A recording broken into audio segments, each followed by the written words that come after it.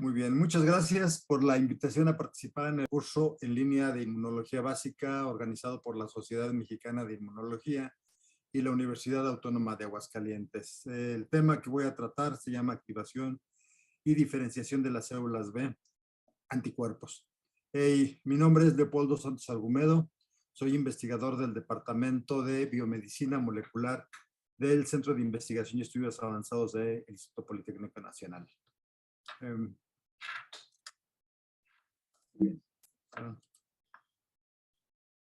En esta primera diapositiva muestra o estoy mostrando en qué momento, el momento en el cual nace el concepto de anticuerpos. De hecho, los anticuerpos el estudio de los anticuerpos es lo que realmente inicia el estudio de la inmunología, de la respuesta inmunológica.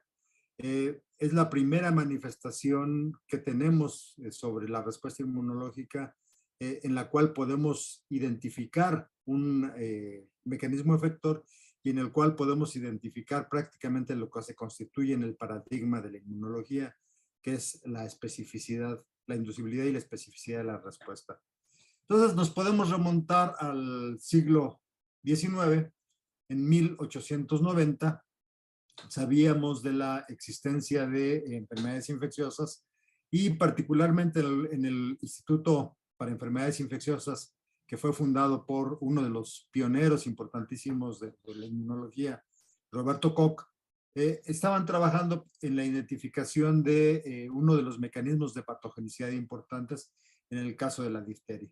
La difteria es causada por una bacteria, pero en realidad la enfermedad, buena parte de la enfermedad o uno de los mecanismos más importantes de patogenicidad de esta enfermedad está dado por la presencia de una toxina, que es una proteína que este patógeno, Corynebacterium diphtheriae, libera al medio y la unión de la toxina con su receptor específico causa una serie de manifestaciones biológicas que finalmente son las responsables del daño.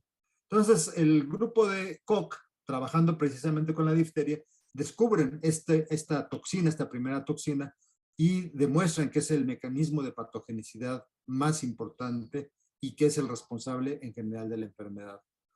Más o menos al mismo tiempo, de manera concomitante, descubren también a la toxina tetánica.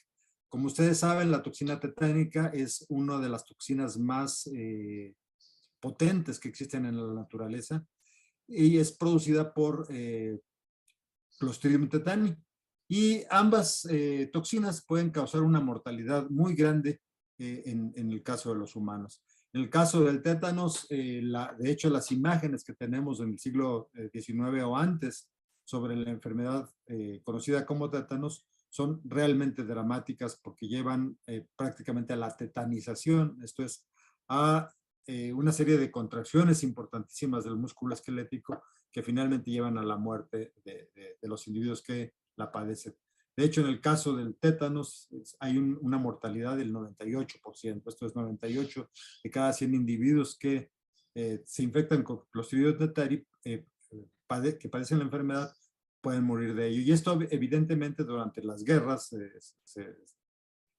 se exacerbaba por las condiciones sanitarias, entre otras cosas. Entonces, trabajando con estas toxinas, particularmente con la toxina diftérica, dos asociados muy importantes del grupo de Roberto Koch, que los tenemos aquí en la parte de arriba, Emil Behring y Shisaburo Kitasato, trabajan en la caracterización de esta toxina y deciden inocular esta toxina a animales de experimentación.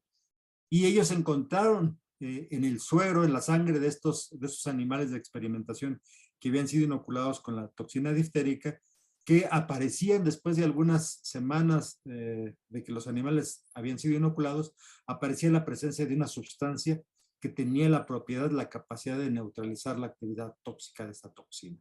Entonces descubrieron la actividad antitóxica en el suero de estos animales, pero esta actividad antitóxica solamente se demostraba en aquellos animales que habían tenido contacto con la toxina. Esto es, aquellos animales que nunca habían tenido contacto con la toxina no desarrollaban la presencia de estas sustancias antitóxicas.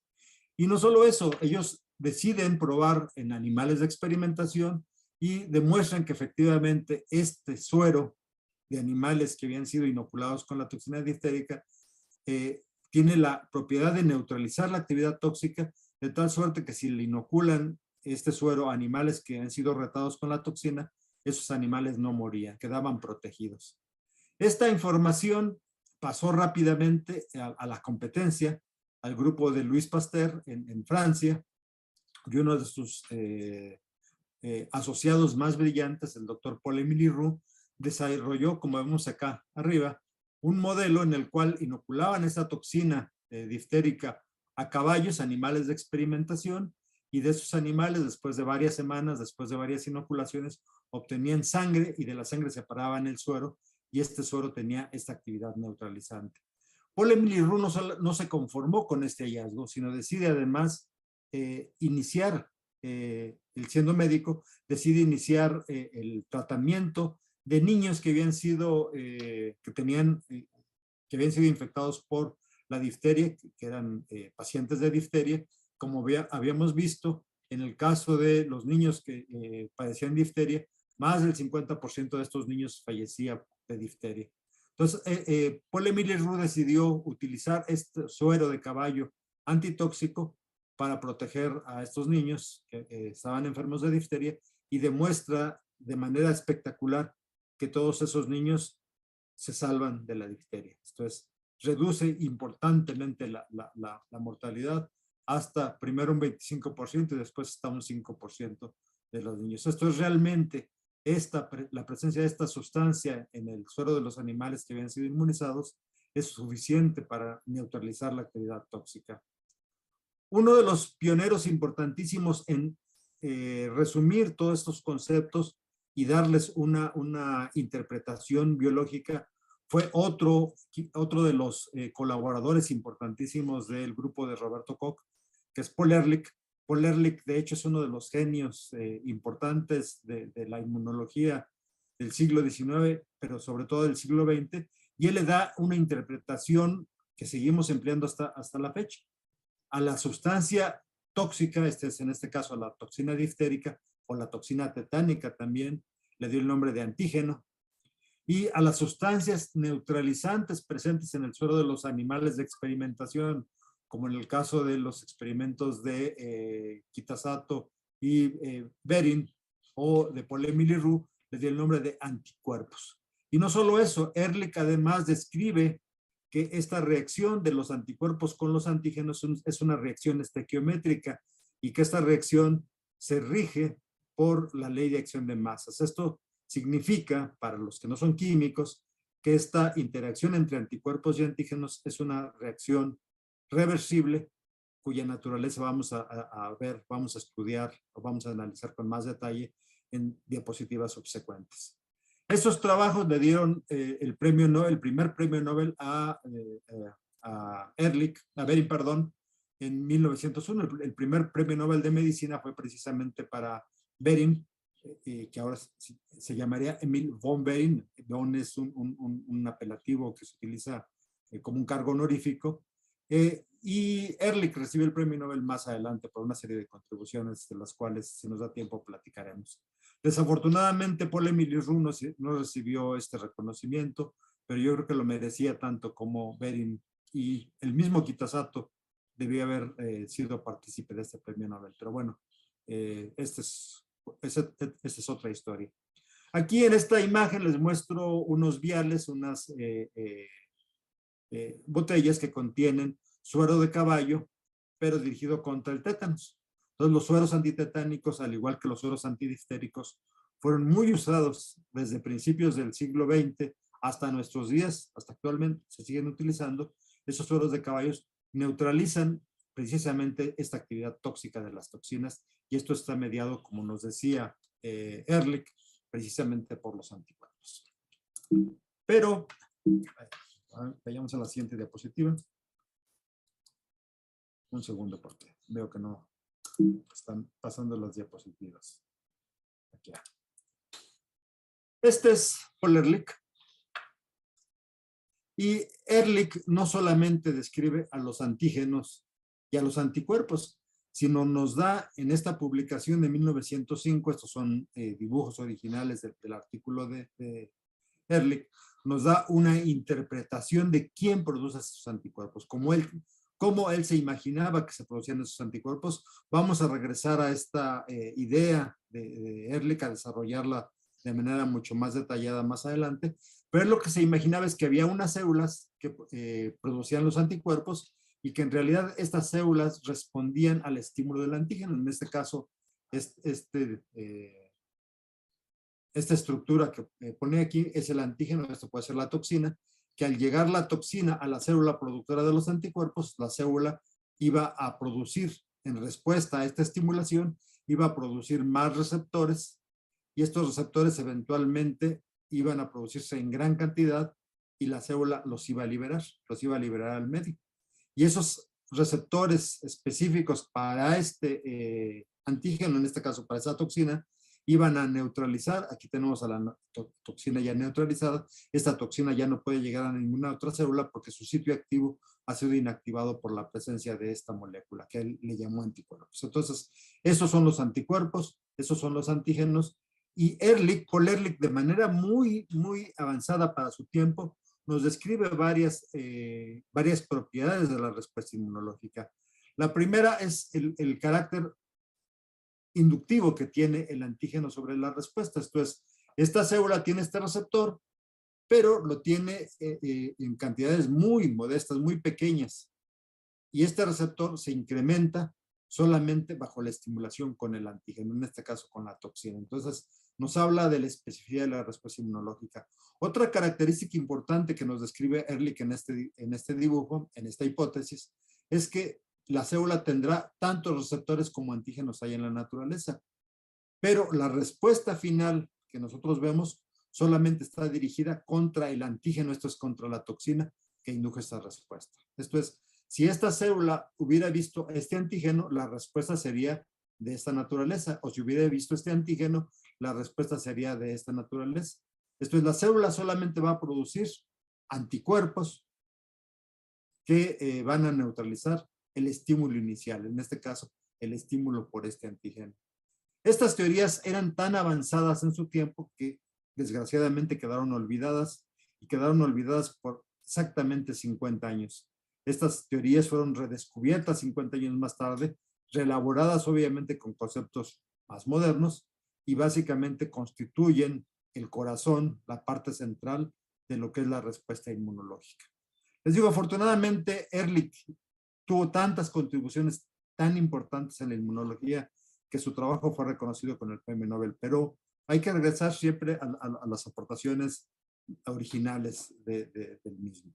Ahora, hasta aquí Ehrlich, Paul-Émile Roux, Kitasato, Behring nos hablan de anticuerpos como una respuesta del organismo contra agentes patógenos, contra agentes que nos pueden causar daño. Sin embargo, simultáneamente otro investigador alemán, en este caso no está relacionado al grupo de Roberto Koch, un médico alemán muy importante, estaba estudiando un fenómeno muy curioso y él encontró que si él tomaba sangre de una persona, de un individuo, y separaba los glóbulos rojos, los eritrocitos, y separaba el plasma es aquel componente que no tiene células, donde están presentes los anticuerpos, él descubrió que, por ejemplo, los eritrocitos, el suero, perdón, del doctor ST, tenía la propiedad de aglutinar los eritrocitos del doctor Pli, perdón, del doctor Sturr, del doctor Elf, del doctor Sard y de Mr. Land, pero no los de Mr. Land y no los propios. Entonces, había la presencia de anticuerpos. A estos anticuerpos se les dio el nombre de anticuerpos naturales. ¿Por qué? Porque el doctor ST no había sido inmunizado con eritrocitos del doctor Pli o del doctor Storm. Al revés, si utilizamos suero del doctor Pli, este tenía la propiedad de aglutinar a eritrocitos de estas dos personas, pero no tenía la propiedad de aglutinar a los propios, por supuesto, pero no, tampoco aglutinaba a los de otras personas. Entonces, él analizó todos estos personajes que estaban en su laboratorio y estaba realmente experimentando con ellos y demostró que un organismo, un individuo, una persona no aglutina sus propios eritrocitos en condiciones naturales, que es lo que vemos aquí. Y sin embargo, esos anticuerpos tienen la propiedad, la capacidad de reconocer a otros eritrocitos. Bueno, este hallazgo importantísimo nos estaba indicando dos cosas que van a ser interesantes, que van a ser muy interesantes. La primera es que los organismos pueden tener anticuerpos naturales. Esto es que no se necesita para este tipo de antígenos necesariamente una inmunización previa. Pero el concepto quizá porque reconocieron el trabajo de Lasteiner y por el cual recibió el premio Nobel, es que lo que él está describiendo en realidad son las sustancias de grupos sanguíneos. O sea, las personas tenemos grupos sanguíneos diferentes, el famosísimo sistema AB0, o sea, pertenecemos al grupo sanguíneo A, al grupo sanguíneo B o al grupo sanguíneo 0, o como le llaman coloquialmente el grupo sanguíneo O, no es O, en realidad es 0. Y estos se encuentran de una forma alélica y se transmiten de padres a hijos o de madres a hijas con características mendelianas. Y existen diferentes frecuencias de los alelos entre los diferentes grupos humanos. Y esto ha servido para hacer genética, para hacer estudios de poblaciones, antropología y por supuesto muy importantemente para las transfusiones. Pero a mí me deja un concepto quizá más importante desde el punto de vista biológico y es el concepto de que los glóbulos, tenemos anticuerpos contra glóbulos rojos, a pesar de que los glóbulos rojos por sí mismos no causan daño. O sea, hasta ahorita habíamos hablado de los anticuerpos en respuesta a un mecanismo de daño, o sea, las toxinas causan daño. En este caso, los glóbulos rojos no causarían ningún daño y sin embargo tenemos anticuerpos con capacidad de reconocerlos, pero además de reconocerlos específicamente, de poder discriminar entre un grupo de eritrocitos y otro grupo de eritrocitos, y en un caso dar una reacción de aglutinación y en otro caso no dar una reacción en contra de ellos por la ausencia de estos antígenos. Entonces, nos estaban diciendo que los anticuerpos se producen no solamente contra sustancias que nos causan daño, sino contra sustancias extrañas. El otro concepto importantísimo, quizá para mi gusto, más importante que los mismos subgrupos sanguíneos del mismo Lasteiner, fue el descubrimiento de los aptenos. ¿Qué son los aptenos? Son sustancias, son estructuras químicas generalmente muy pequeñas que son antigénicas, esto es, tienen la propiedad, la capacidad de reaccionar con anticuerpos específicos, pero que por sí solas son incapaces, como dice aquí este texto, son incapaces de inducir por sí mismas una respuesta inmunológica. Eso es, no pueden solitos los aptenos generar anticuerpos, pero una vez que se generan esos anticuerpos, pueden inducir una respuesta inmunológica específica. ¿Y cómo sabemos que no pueden inducir una respuesta? Porque si ustedes inoculan un apteno a un animal de experimentación, no hay producción de anticuerpos. Pero si este apteno lo acoplan químicamente a una proteína acarreadora, a un portador, como le llaman aquí, entonces generamos un conjugado, a esto le llamamos conjugado, estamos conjugando el apteno con la proteína acarreadora, y entonces en este complejo químico, proteína, apteno, si nosotros lo inoculamos en un ratón, esto va a producir anticuerpos específicos, no solo contra la proteína, esto ya lo sabíamos, sino también van a generar anticuerpos contra el apteno. Y una vez que se producen los anticuerpos, estos anticuerpos reaccionan con este apteno o reaccionan con este apteno. O sea, reconocen estas estructuras químicas. Y este hallazgo fue fundamental para entender la especificidad inmunológica. No hay tiempo, no es la intención en este curso entrar en detalle, pero si tienen interés, vale la pena revisar los trabajos de Lasteiner o revisarlo en un libro de texto y encontrar que efectivamente lo que está reconociendo, lo que reconocen esos anticuerpos, nos permite entender un concepto importante en inmunología, y es el concepto de epítopo. Los epítopos entonces son estas protuberancias o estas regiones de un antígeno, en este caso un antígeno nativo, que son reconocidas por el sistema inmunológico. En la diapositiva anterior, por ejemplo, los aptenos hacen las veces de determinantes antigénicos nuevos que no estaban presentes en la proteína. La proteína per se, por sí sola, tiene determinantes antigénicos. Pero si nosotros le pegamos aptenos, pues ahora tiene más determinantes antigénicos. Entonces, cualquier antígeno, cualquier proteína, va a tener expuesta en su superficie una serie de determinantes antigénicos, y a estos determinantes antigénicos les llamamos epítopos, porque esto es lo que reconoce el sistema inmunológico.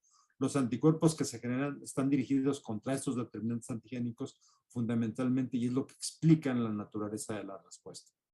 Y estos determinantes antigénicos pueden ser conformacionales, esto es, pueden depender de la conformación tridimensional que tenga la proteína, o bien pueden ser lineales o secuenciales. Si nosotros desnaturalizamos esta proteína, pues podemos encontrar todavía algunos determinantes antigénicos que ya no dependen de la conformación estructural en el espacio de la proteína, sino de la secuencia de los aminoácidos. El aminoácido 3, 4, 5, 6 y 7, por ejemplo, el aminoácido 200, 201, 202, 203, etc. Entonces, esto es importante, es muy importante determinarlo, porque a pesar de que estructuralmente estas dos proteínas son exactamente las mismas, los determinantes antigénicos conformacionales se pierden al linealizar la proteína.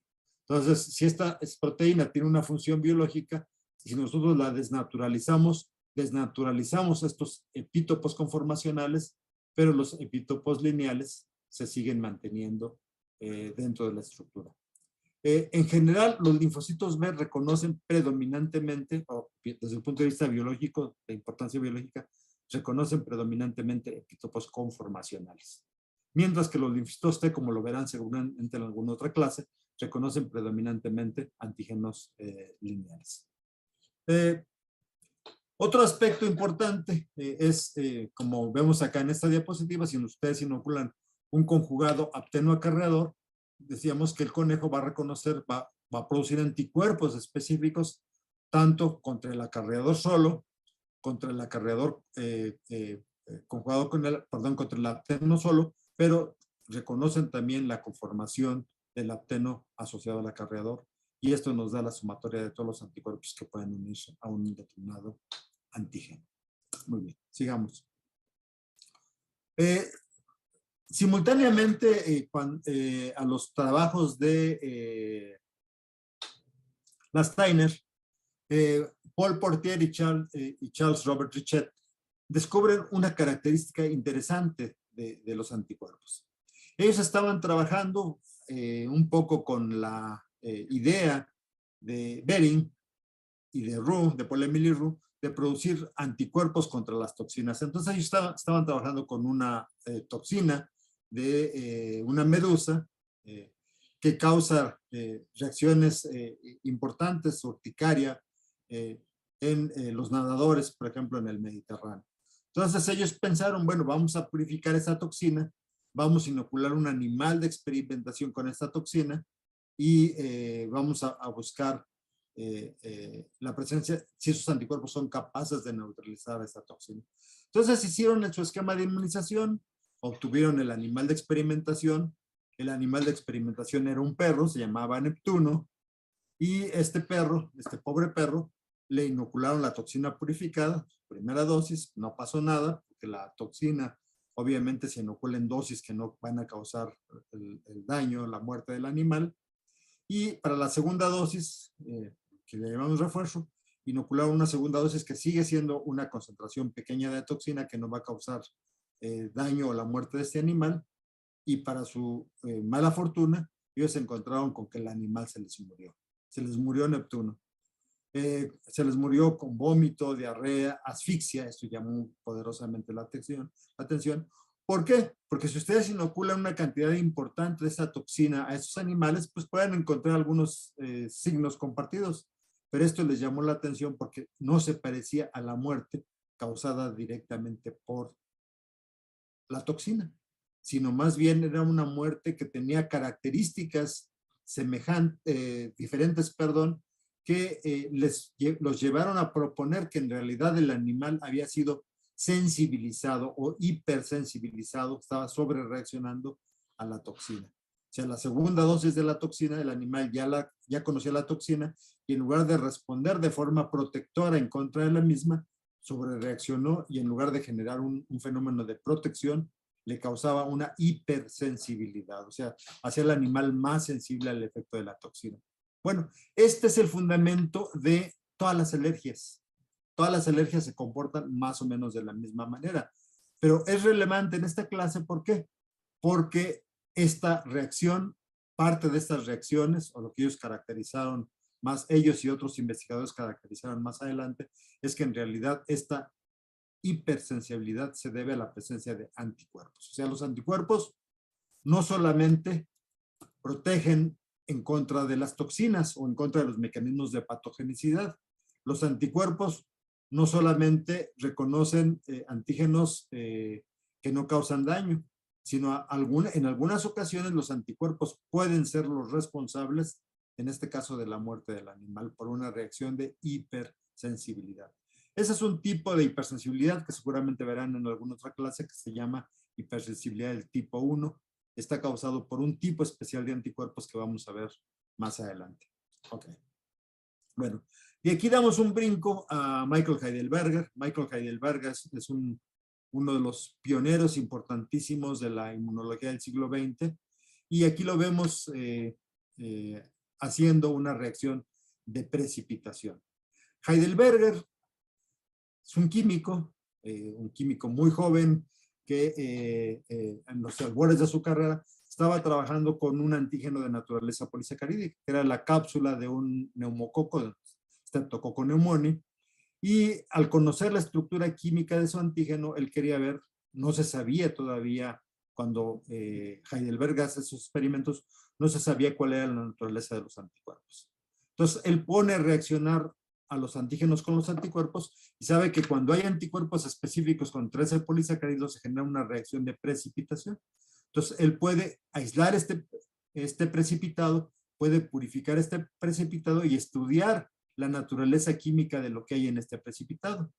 Entonces, ya sabe qué es el antígeno, sabe que el antígeno es polisacárido y él encontró que en el precipitado, además del polisacárido, además de los carbohidratos presentes ahí, estaba presente una cantidad importante de proteína.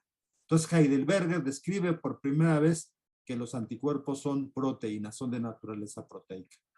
No solo eso, no se quedó en paz con esto, y lo que hizo entonces fue medir exactamente la cantidad de anticuerpo que había en los precipitados. Y en esta publicación de 1929, Heidelberger describe por primera vez un método cuantitativo en la reacción de precipitación para poner de manifiesto la presencia de anticuerpos específicos contra el polisacárido de neumococo, en este caso el polisacárido de neumococo tipo 3. En 1929 entonces tenemos el inicio, la introducción de métodos cuantitativos en la inmunología. Y ustedes saben que una ciencia, para hacer ciencia, necesita tener métodos cuantitativos. Entonces, por esa razón, muchos autores consideran que Heidelberger es el padre de la inmunoquímica. Realmente con él se inicia la inmunoquímica, que es el estudio de la naturaleza química, no solamente de los anticuerpos y de los antígenos, sino además de la interacción de estos anticuerpos con estos antígenos. De hecho, Heidelberger debió haber recibido el premio Nobel por esos hallazgos. Pero bueno, esa es otra historia que no habrá tiempo de platicar. Entonces, estudiando precisamente esta reacción cuantitativa de antígenos y anticuerpos, si nosotros, por ejemplo, mantenemos constante la concentración de suero y agregamos cantidades crecientes de antígeno, podemos construir una curva y vemos que conforme más antígeno hay, manteniendo constante la concentración del suero, de los anticuerpos, pues se va estableciendo una curva de precipitación hasta que se alcanza un máximo, hasta que se alcanza un equilibrio o una equivalencia. ¿Se acuerdan que yo les decía que Paul Ehrlich había descrito a principios del siglo XX precisamente de forma teórica, esta equivalencia? Esto es que había una estequiometría entre la reacción de los antígenos y los anticuerpos. Entonces, Heidelberger la demuestra con sus métodos cuantitativos y demuestra que efectivamente hay una reacción estequiométrica específica de los anticuerpos con los antígenos. Pero no solo eso, además, gracias a la interpretación química que hace Heidelberger, él propone que los anticuerpos deben ser cuando menos divalentes, esto es que deben tener al menos dos valencias, para reaccionar con los antígenos y formar esta serie de cadenas. En realidad, esta hipótesis, que se le conoce como esta teoría de la red, esto de los anticuerpos forman una red con los antígenos, fue desarrollada por Marrak, pero precisamente con los métodos que había desarrollado, los métodos cuantitativos que había desarrollado Heidelberg. El otro aspecto que también ya había sido propuesto por Ehrlich y por Arrhenius desde principios del siglo XX es que la reacción antígeno-anticuerpo es una reacción reversible. Esto es, igual que se forman los complejos, se pueden deshacer los complejos y esto depende de la concentración. Nuevamente, si ustedes se acuerdan lo que aprendieron de la ley de acción de masas, sabrán que si nosotros seguimos agregando antígeno en cantidades crecientes, pues podemos llevar el equilibrio, en este caso, hacia la disociación de los complejos antígeno-anticuerpo, y de esta manera podemos tener complejos solubles. Este concepto lo van a volver a platicar más adelante en su plática de hipersensibilidad. Es un concepto muy importante porque nos puede explicar la presencia y la aparición de daño precisamente por complejos antígeno-anticuerpo. Yo no voy a hacer mayor énfasis en él porque no es el propósito de esta charla, pero sí quiero dejárselos ahí asentado para que ustedes más adelante lo revisen con más detalle. Entonces, la interacción de los anticuerpos con los antígenos están mediados por fuerzas electrostáticas, enlaces por puentes de hidrógeno, fuerzas de Van der Waals, fuerzas hidrofóbicas. Ninguno de esos componentes es covalente, por lo tanto, la reacción antígeno-anticuerpo es completamente reversible. En un curso de inmunoquímica revisaríamos con detalle cómo se da esto y qué consecuencias biológicas tiene, pero vamos, en este caso no nos da tiempo y lo vamos a dejar ahí. Pero recuerden, la interacción de un antígeno con su anticuerpo es de tipo no covalente y está gobernado por estas 4 fuerzas fundamentalmente, que son las responsables de la especificidad inmunológica. Okay. Otro concepto importante, si ya podemos medir la concentración de anticuerpos en el suero, es que si yo inmunizo un animal de experimentación por ejemplo, un conejo, con el antígeno A, pues voy a encontrar después de algunos días la producción de anticuerpos contra ese antígeno A. Sin embargo, la producción de anticuerpos contra un antígeno B no se modifica, no se incrementa. De hecho, está en concentraciones minúsculas, prácticamente indetectables. ¿Por qué? Porque este animal no ha tenido contacto con el antígeno B. Entonces, puede perfectamente discriminar entre el antígeno A que ya ha visto y el antígeno B que todavía no ha tenido contacto con él. Si alguna semana la respuesta se incrementa, alcanza un cenit, alcanza un máximo y después decae hasta llegar prácticamente a niveles indetectables después de algunas semanas o meses. Si este mismo animal de experimentación yo lo vuelvo a inocular ahora con una mezcla de antígeno A y antígeno B, puedo ver que la respuesta contra el antígeno A se incrementa, contra el antígeno B, en este caso en amarillo, se incrementa como lo había visto en el caso de la respuesta contra el antígeno A.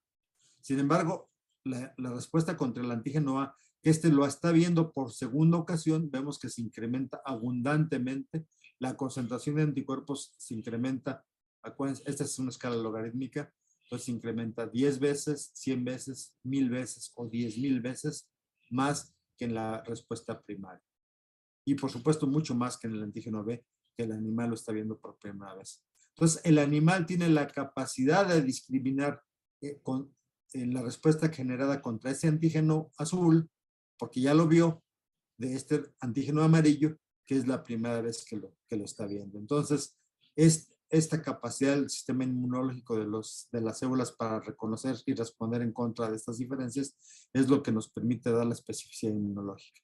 El otro concepto importante es que las respuestas posteriores a un encuentro primario se les conoce como respuesta secundaria, o mejor aún, se les conoce como respuesta de memoria. Entonces, guardamos una memoria de que ya vimos este antígeno azul y esa respuesta de memoria la mantenemos por meses, años y a veces hasta por toda la vida, de tal suerte que cuando nos volvemos a encontrar con ese antígeno en ocasiones posteriores, la respuesta va a ser mucho más abundante, mucho más eficiente y mucho más rápida. Bueno, ¿qué son los anticuerpos? Bueno, ya habíamos dicho que los anticuerpos son proteínas. En los años 40 se describe la estructura de los anticuerpos. Los anticuerpos están constituidos por cadenas pesadas, estas de aquí, 2 cadenas pesadas idénticas entre ellas y 2 cadenas ligeras, estas de acá. Entonces, los anticuerpos tienen al menos una valencia de 2. Estas cadenas pesadas están a su vez asociadas entre sí por puentes disulfuro, por enlaces covalentes, y las cadenas ligeras se asocian a las cadenas pesadas también por enlaces covalentes. Otro aspecto importante que se descubrió en los años 40 es que dentro de la estructura general del anticuerpo hay una región que es muy importante, que corresponde a la región próxima al amino terminal. Aquí tenemos el amino terminal, acá tenemos el carboxilo terminal en el caso de las cadenas ligeras. En el caso de las cadenas pesadas igual, este es el amino terminal, este es el carboxilo terminal. Entonces, en la región próxima al amino terminal, el primer dominio, se le conoce como dominio variable, lo vamos a ver con más detalle un poquito más adelante, y aquí se encuentra el sitio en el cual se va a unir el antígeno. Esta es la especificidad de ese anticuerpo, está dada, está gobernada precisamente por la asociación entre la región variable de la cadena pesada y la región variable de la cadena ligera. Y un anticuerpo tiene 2 sitios activos exactamente idénticos. Eso significa que se unen al mismo antígeno. Entonces, si ustedes ven esta colección de antígenos que tenemos en la parte superior, estos anticuerpos solamente pueden reconocer a ese antígeno, pero no son incapaces de reaccionar con estos antígenos. ¿Por qué? Porque no embonan en el sitio activo de esos anticuerpos. Y esto lo vemos aquí en esta representación gráfica y en esta estructura de un microscopio electrónico, donde vemos la interacción de anticuerpos con antígenos. En realidad solamente estamos viendo la interacción de las regiones variables con el antígeno. No vemos el antígeno porque el antígeno es muy pequeño. Entonces las regiones variables son las que se unen al antígeno y pueden formar estas redes que Marrak había hipotetizado justamente para explicar esta reacción.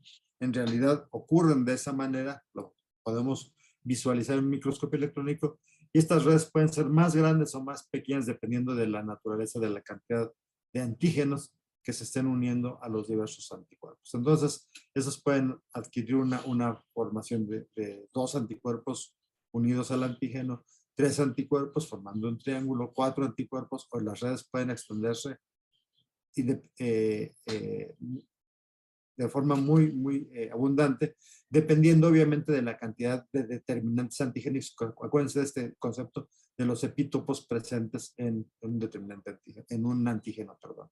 Entonces, si el antígeno tiene muchos epítopos iguales, pues las cadenas de anticuerpos y antígenos que se forman serán cada vez más complicadas, como lo vemos por acá.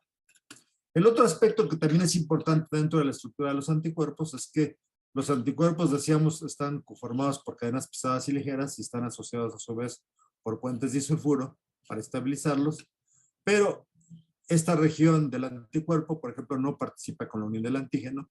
Esta región puede cristalizar y por lo tanto se le conoce a esta región como FC o fragmento cristalizable. Mientras que esta región que mantiene la capacidad, la propiedad de unirse al antígeno, le conocemos como fragmento que une al antígeno, del inglés antigen binding fragment, fragmento que une al antígeno. Y esos pueden ser monovalentes, como en este caso, está constituido solamente por un pedazo de la cadena pesada y la cadena ligera, o pueden ser bivalentes si la ruptura del anticuerpo, por ejemplo, con una enzima, en este caso con la pepsina, con la pepsina, aquí hay un error, ojo. Hasta los libros de texto se equivocan, por cierto, ¿verdad? Si el tratamiento con la pepsina nos deja intacto el puente de disulfuro y estas cadenas, entonces a esta región le llamamos FAB2. Esto es un fragmento que une el antígeno y es divalente, o sea, tiene la posibilidad, la propiedad de unir a estos dos, mantener unidos estos dos sitios de unión al antígeno. ¿Ok? Entonces, reconocemos en la estructura general de los anticuerpos estas regiones variables y estas regiones constantes, constante 1, constante 2 y constante 3 del anticuerpo, o la región variable de la cadena ligera y la región constante de la cadena ligera. Entonces tenemos una variable y una constante en la ligera, y en el caso de los anticuerpos tenemos una variable de la pesada y 1, 2, 3 regiones constantes de la cadena pesada y es lo que nos da la conformación finalmente del anticuerpo. ¿Ok? Bien, seguimos. Anticuerpos hay de varias clases. En el caso de los humanos se conocen al menos 5 clases de anticuerpos y estas clases de anticuerpos están identificadas precisamente por la presencia de las cadenas pesadas. Y de cadenas pesadas tenemos a las cadenas pesadas gamma, que son las que constituyen los anticuerpos de IgG. Ahorita les explico qué significa esto. Tenemos a los anticuerpos con cadenas pesadas mu, que dan origen a los anticuerpos IgM. Tenemos anticuerpos con cadenas pesadas delta, que dan origen a los anticuerpos IgD. Anticuerpos con cadenas pesadas alfa, que dan origen a la IgA. Y cadenas pesadas épsilon, que dan origen a la inmunoglobulina E. Cada uno de estos son dominios y cada dominio está constituido por aproximadamente 110 aminoácidos. Entonces ustedes pueden ver que las cadenas gamma están constituidas por 110, 220, 330 y 440 aminoácidos, una cadena. La otra cadena pues, son igual, son idénticas, son 440. Pero independientemente de la naturaleza del anticuerpo, siempre en la región aminoterminal los primeros 110 primeros aminoácidos constituyen la región variable y el resto lo constituyen la región constante de estas cadenas pesadas. Podemos ver, por ejemplo, que la IgM es 110 aminoácidos más larga que la IgG, que la IgD es más o menos del mismo tamaño que la IgG, al igual que la IgA, y que la IgE también tiene un dominio extra de anticuerpos. Otra característica importante de estas 5 clases de anticuerpos es que las podemos encontrar como monómeros, esto es así como las tengo dibujadas en esta gráfica, pero la IgM tiene una propiedad adicional y es que puede polimerizar y se asocia a una proteína que se le conoce como proteína de asociación o de unión, del inglés join, esto es cadena J. Esta cadena J lo que hace es formar un puente, un dímero entre esta región de esta IgM y esta otra región de la IgM, y posteriormente otras IgMs pueden polimerizar ya de forma no covalente o bueno, no asociadas a la cadena J para formar un pentámero. De tal suerte que esta IgM tiene 1, 2, 3, 4, 5, 6, 7, 8, 9 y 10 sitios activos. Es una molécula muy grande con una capacidad de reconocer antígenos enorme, bastante amplia, bastante importante. Es un pentámero de inmunoglobulina M. La IgA también tiene esa propiedad de formar dímeros estabilizados por la cadena J, pero esta tiene una propiedad adicional que es asociarse a otra proteína que se le conoce como componente secretor, y esta inmunoglobulina es de exportación. Esta la podemos encontrar en las mucosas, en todas las mucosas del organismo, en la saliva, en las lágrimas. Es una proteína de exportación y este componente secretor le ayuda a esta inmunoglobulina para adquirir cierta resistencia a las proteasas que se pueden encontrar en estos tejidos. Entonces, en el suero podemos encontrar a la IgM pentamérica, a la IgG, a la IgA, a la IgE, y en las mucosas podemos encontrar a la IgA dimérica y a la IgM pentamérica. Entonces hay una cierta compartimentalización, esto es sitios donde se encuentran esos anticuerpos, y voy a volver a este punto en la última diapositiva, las últimas diapositivas de esta plática. Entonces los anticuerpos, decíamos, reconocen determinantes antigénicos conformacionales, mientras que las células T, de las cuales no voy a hablar en esta clase, reconocen determinados antigénicos secuenciales, pero además reconocen pedazos de antígenos. En realidad ni siquiera reconocen a todo el antígeno, por un mecanismo que van a ver en otra clase. El TCR, que tiene una estructura semejante a la de un FAB, reconoce al antígeno, en este caso un péptido antigénico, sobre moléculas del complejo principal de histocompatibilidad. El reconocimiento es más complejo, pero solamente utilizo esta diapositiva para mostrarles que en realidad las células que reconocen, los anticuerpos, perdón, que reconocen esos determinantes antigénicos, reconocen un universo diferente de antígenos a lo que reconoce el receptor de la célula T. sea, reconocen cosas completamente diferentes. Y aquí tenemos una ilustración, una imagen en caricatura de un sitio activo, por ejemplo, de un anticuerpo. Bueno, son 4 anticuerpos, 4 ejemplos de sitios activos con sus respectivos determinantes antigénicos. Y ya ya no son caricaturas, estos son modelos tridimensionales de la estructura cristalográfica de esos 4 anticuerpos, esos 4 ejemplos.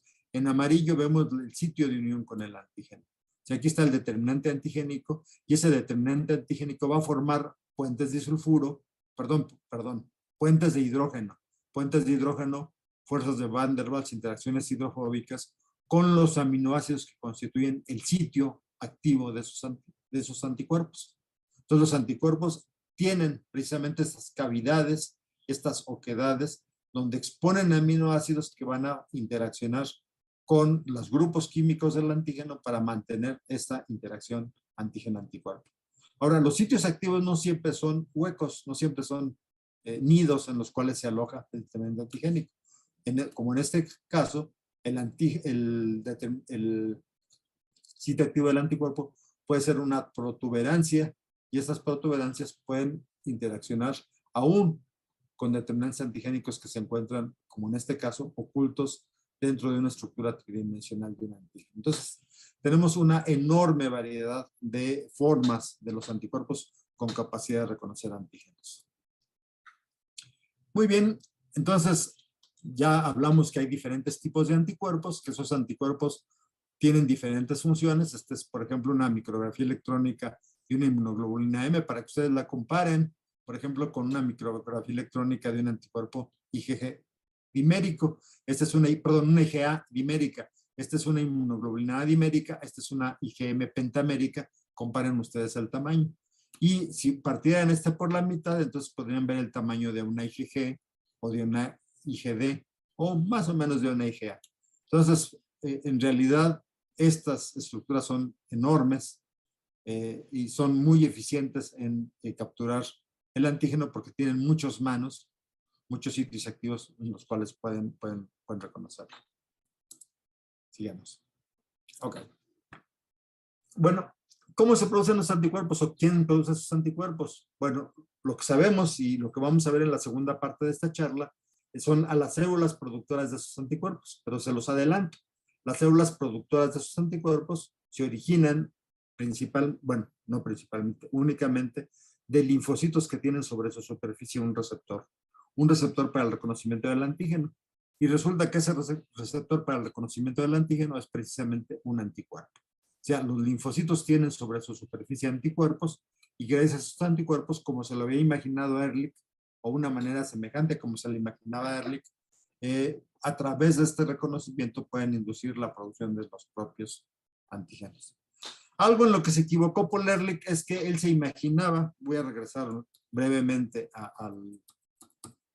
al concepto original de Paul Ehrlich. Ehrlich se imaginaba que una célula, un linfocito en este caso, tendría muchos receptores diferentes sobre su superficie. Sin embargo, lo que se postuló en los años 50, estos 50 años después de la propuesta original de Ehrlich, principalmente por Yerne y más adelante por Burnett, algunos años más tarde por Burnett, fue que en realidad un linfocito solamente tiene un tipo de receptor.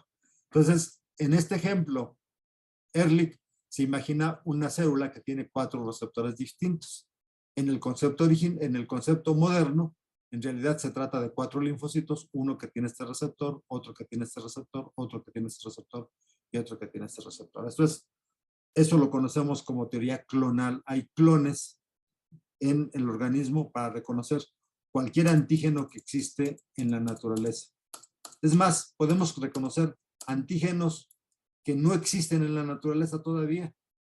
Y tenemos receptores para reconocer antígenos que existieron alguna vez en la naturaleza. Esto es, el sistema inmunológico tiene la propiedad de anticipar la presencia del antígeno. No necesitamos el antígeno para tener receptores con linfocitos con capacidades de reconocimiento. Entonces, los postulados de la selección clonal tienen que ver con que cada linfocito porta un único tipo de receptor con una especificidad única.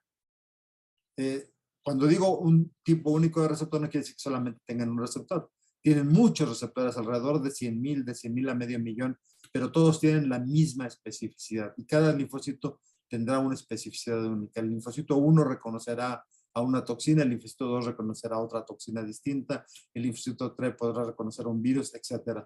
¿Y cuántos de estos tenemos? Pues tenemos prácticamente los que se necesiten o los que se vayan a necesitar. Y es la interacción de este antígeno con su anticuerpo lo que induce precisamente la activación de sus linfocitos y de ahí se van a desarrollar hasta generar las células propias de la producción de anticuerpos, que son las células plasmáticas. Pero eso lo vamos a ver un poquito más adelante. Ahora, en la región variable, no toda la región variable reconoce el antígeno. Entonces, en realidad, lo que reconoce el antígeno, la interacción con el antígeno, son las asas que están en el grupo aminoterminal. Estas asas se les conoce como regiones hipervariables, que las vemos aquí marcadas en las cadenas ligeras, perdón, en las cadenas pesadas y en las cadenas ligeras, alrededor del aminoácido 30, 60, aprox, y la principio 90. Entonces, dentro de estas regiones aproximadamente encontramos regiones de alta variabilidad y estas son las que codifican para estas asas y cada linfocito tendrá un diferente juego de estas asas, lo cual les va a dar la especificidad. El proceso para generar diversidad es un proceso más o menos complejo. No hay tiempo de revisarlo en esta clase, en esta única clase, pero bueno, se pueden inscribir a un curso avanzado de inmunología y ahí lo podemos platicar con más detalle. Y esta información genética está codificada en nuestro genoma, y en nuestro genoma tenemos varias copias, varias regiones variables, y solamente una de estas es seleccionada por cada linfocito, las selecciones al azar, y contribuyen fragmentos más pequeños de DNA para la generación de diversidad, estos genes que se les conoce como genes de diversidad, estos genes que se les conoce como regiones de unión. Entonces, lo que conforma el sitio activo, los 110 primeros aminoácidos, están codificados en el genoma como regiones B, D, J.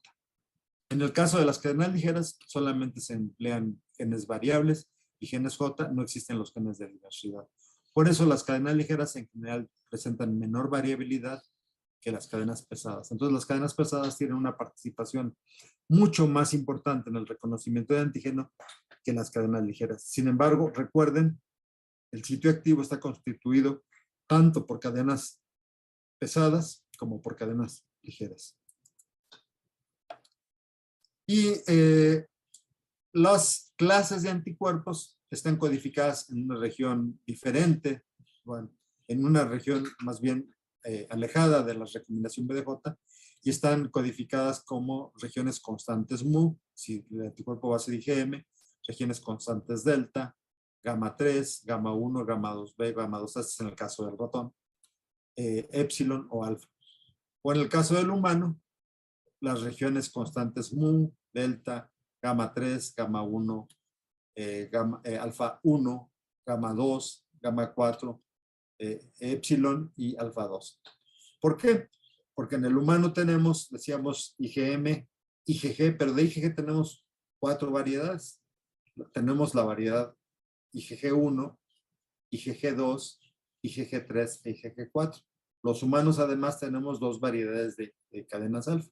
Las cadenas alfa 1 que dan origen a la IgA1 y las cadenas alfa 2 que dan origen a la cadena, a la inmunoglobulina IgA2 y la epsilon que da origen a la IgA. Entonces aquí tenemos todas las variedades posibles de cadenas pesadas que están codificadas, decíamos, en una región diferente. Yo abajo del genoma donde ocurre la generación de las cadenas variables. Pero otra característica muy importante de estos anticuerpos, de estas moléculas, es que pueden sufrir mutaciones y pueden generarse mayor diversidad por un proceso que se conoce hipermutación somática, que altera importantemente la capacidad de unión de estos anticuerpos para hacerlos más afines, para seleccionar, perdón, aquellos anticuerpos que son más afines por el antígeno. Entonces, durante una respuesta inmunológica, los anticuerpos con los cuales iniciamos la respuesta son diferentes a los anticuerpos con los cuales terminamos una respuesta. Y en general la afinidad de esos anticuerpos se incrementa varias veces. Se puede incrementar hasta 10,000 veces esta afinidad de esos anticuerpos al final de la respuesta, lo cual hace que esos anticuerpos sean muy efectivos, muy eficientes. Además de que ya dijimos, se puede cambiarle clase. Si se acuerdan, les mencioné hace rato que el IgM es el anticuerpo que se genera en una respuesta primaria, pero en la respuesta secundaria se pueden generar anticuerpos de clase IG o IgA. Y esto se da precisamente porque se va recorriendo el cassette BDJ hacia mu, o hacia gamma, o hacia épsilon, o hacia alfa, para generar todas las clases diferentes de anticuerpos. Muy bien. Bueno, las características de los anticuerpos, ya habíamos visto que la IgA es un anticuerpo que se encuentra predominantemente en las mucosas y se encuentra predominantemente como dímero. La IgM y la IgG se encuentran fundamentalmente en el suero. La IgG es muy importante porque puede atravesar la placenta y puede llegar al feto. Y la inmunoglobulina E es la responsable de las reacciones alérgicas. Lo que hablamos de Portier-Richet está dado fundamentalmente por la presencia de esta inmunoglobulina, y esta es la responsable de que tengamos alergias. Pero también esta inmunoglobulina es muy importante porque es la que nos protege en contra de parásitos metazoarios. Los gusanos generan respuestas muy eficientes de inmunoglobulina E. Muy bien. Y esos anticuerpos pues pueden neutralizar virus, por ejemplo, unirse a bacterias, fijar complemento, opsonizar, hacer más apetitoso estas bacterias, estos antígenos, perdón, por los macrófagos. No necesariamente bacterias, pueden ser virus, pueden ser parásitos protozoarios, etc. Los anticuerpos hacen más apetitosos estos antígenos para los neutrófilos, o para los, perdón, para los macrófagos, para los neutrófilos, y con la ayuda del complemento hacen que este aderezo haga a estos antígenos muchísimo más eficientes en su eliminación. Bueno, hasta aquí vamos a hacer una pausa de 2 segundos.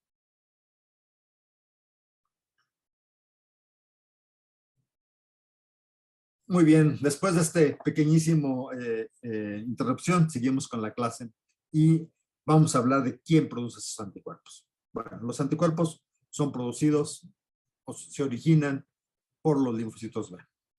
¿Qué son los linfocitos B? Entonces, quiero empezar con una anécdota.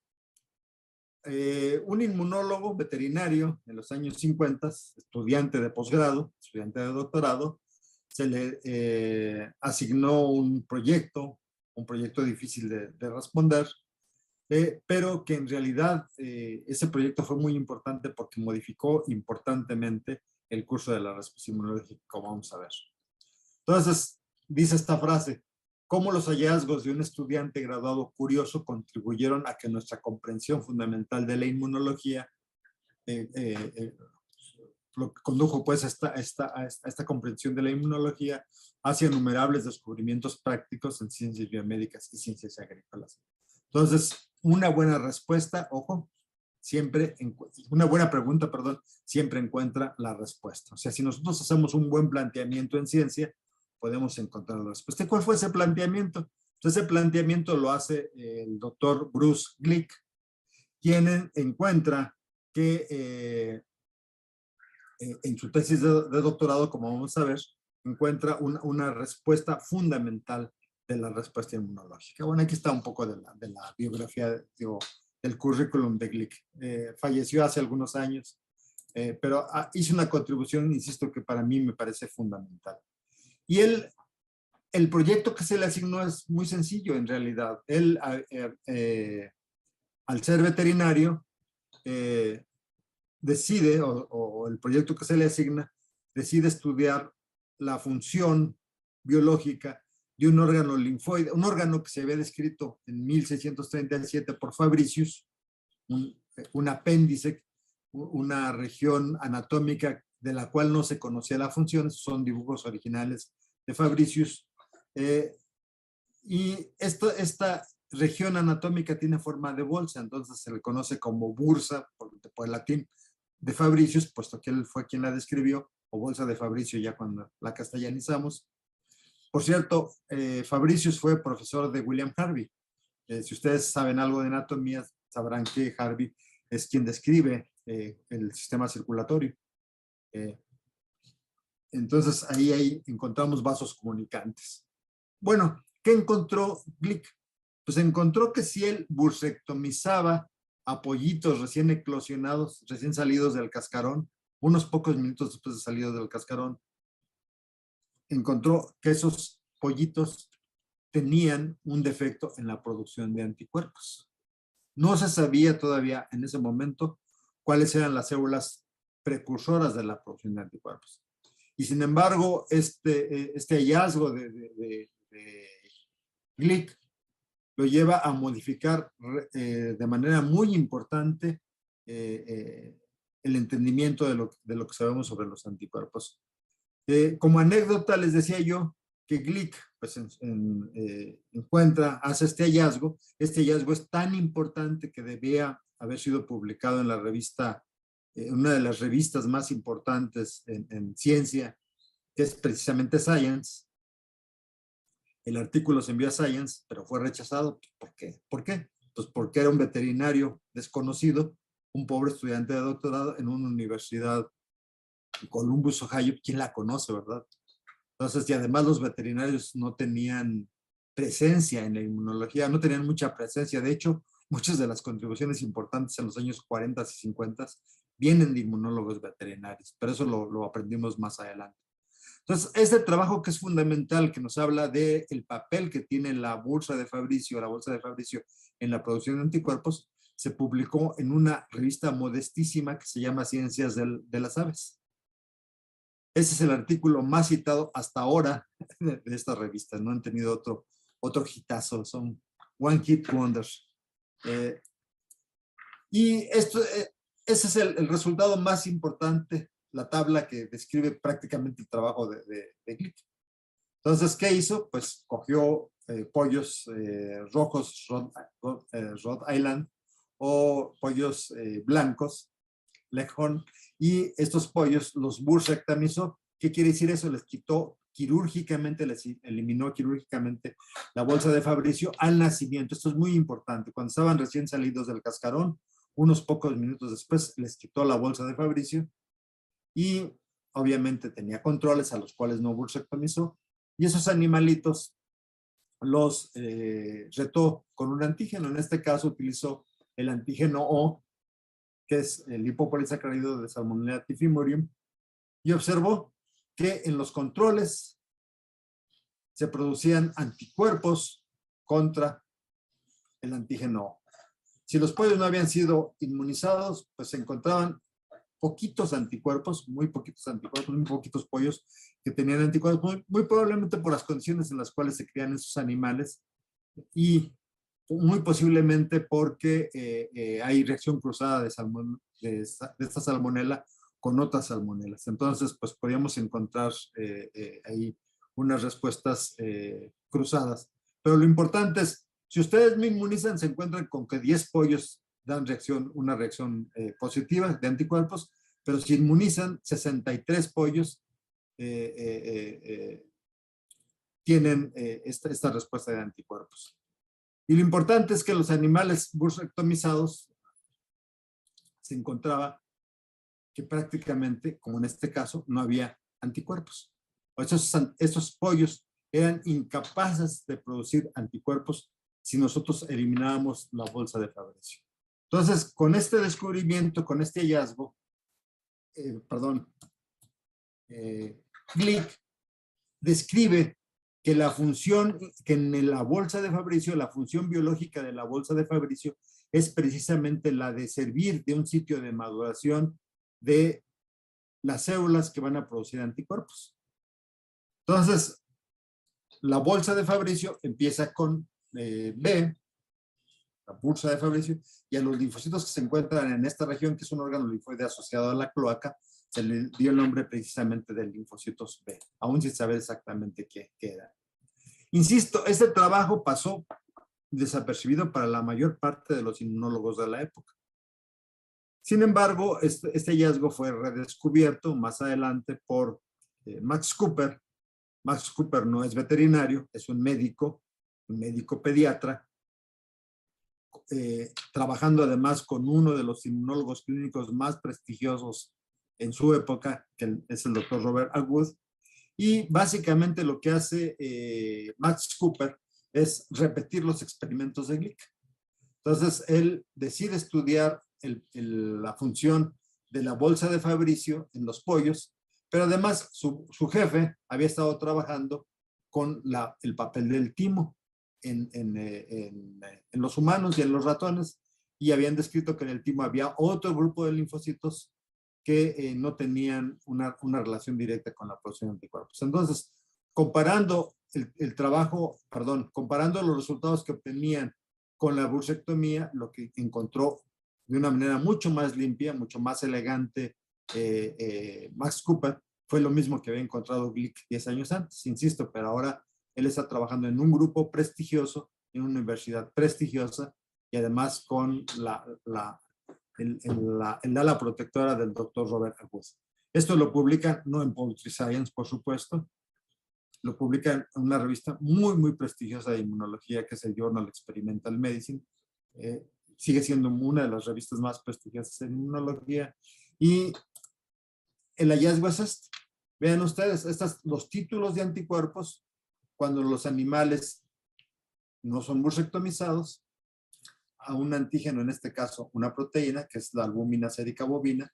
Entonces inoculan a los pollos albúmina sérica bovina, esos producen títulos altísimos de anticuerpos, les inoculan Brucella abortus, una bacteria, y estos animales producen títulos altísimos de anticuerpos contra esta Brucella, pero si los animales fueron bursectomizados al nacimiento, vean ustedes en ambos ejemplos, esos animales no producen anticuerpos. El experimento les digo que es más limpio y es más elegante porque no solamente bursectomizaron a los pollos, sino además los irradiaron. Esto es, les pusieron los irradiaron con rayos gamma, una dosis obviamente no letal para los animales, pero que sí daña a las posibles células remanentes que hubieran quedado después de la bursectomía, a los posibles linfocitos que quedan remanentes después de la bursectomía. ¿Para qué? Para hacer esta diferencia mucho más clara, mucho más evidente. Entonces, los animales control solamente fueron irradiados, pero no fueron bursectomizados, mientras que aquellos que se les eliminó la bursa, al ser irradiados, pierden completamente la posibilidad de producir ningún tipo de anticuerpos. Entonces, la diferencia es blanco y negro en la producción de anticuerpos. Okay. Entonces, hasta entonces no sabíamos si todos los linfocitos eran iguales. Lo que Cooper describe en 1965 es que en realidad hay dos linajes de linfocitos. Estos linajes de linfocitos vienen originalmente de la médula ósea del pollo. Ahí están los precursores de todos los linfocitos y algunos se van al timo y van a generar linfocitos T. Se les llama T porque vienen del timo, y algunos van a la bolsa de Fabricio y van a generar linfocitos B. Se les llama B porque van a la bursa de Fabricio. Entonces, o bolsa de Fabricio, y por eso se les llama B. Cuando estos linfocitos se encuentran con el antígeno, en el caso particular de las células B, estas proliferan y se diferencian hacia un tipo distinto de células, que son las células plasmáticas, y esas células plasmáticas son las que van a producir esos anticuerpos. De tal suerte que si yo elimino la bolsa de Fabricio, estos linfocitos en los pollos no tienen dónde madurar y por lo tanto no se van a generar células B, por lo tanto no hay precursores de células plasmáticas y por lo mismo no hay anticuerpos. El equivalente en mamíferos pues no se conocía en 1965, pasaron muchos años para descubrir que en realidad el equivalente en mamíferos es la médula ósea marrow.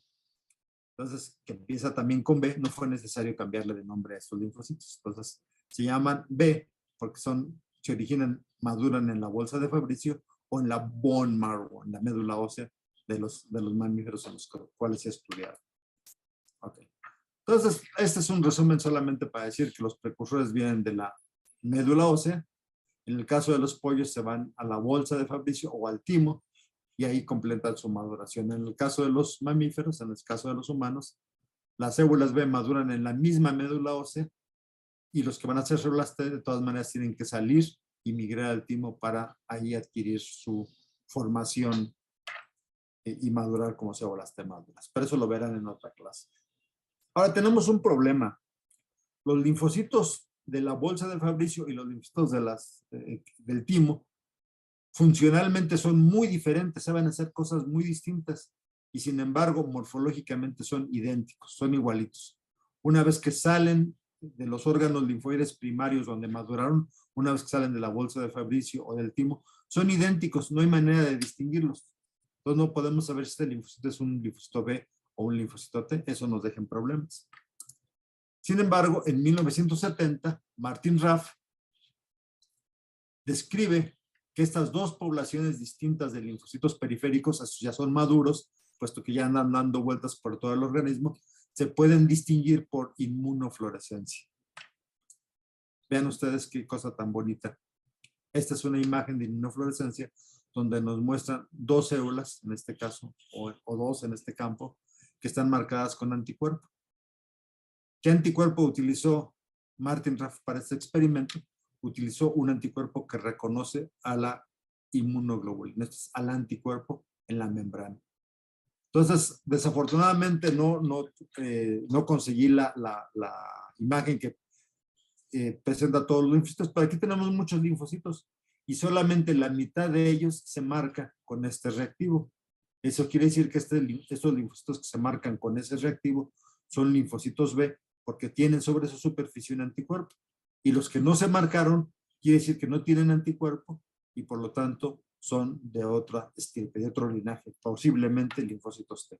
De hecho, Martin Raff en este artículo describe un marcador para reconocer a las células T.